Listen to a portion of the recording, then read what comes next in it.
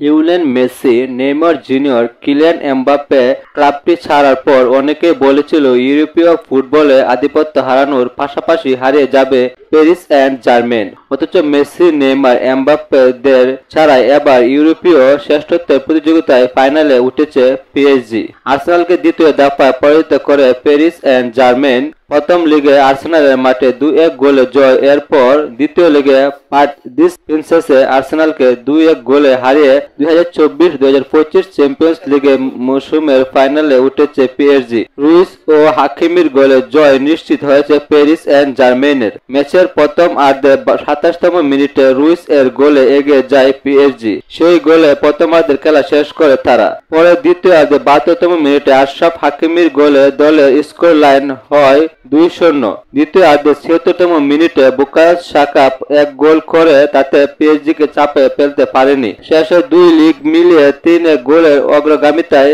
Champions লিগের ফাইনালে উঠেছে প্যারিস সেন্ট জার্মেন। আর ফাইনালে তাদের প্রতিপক্ষ হলো ইন্টার মিলান।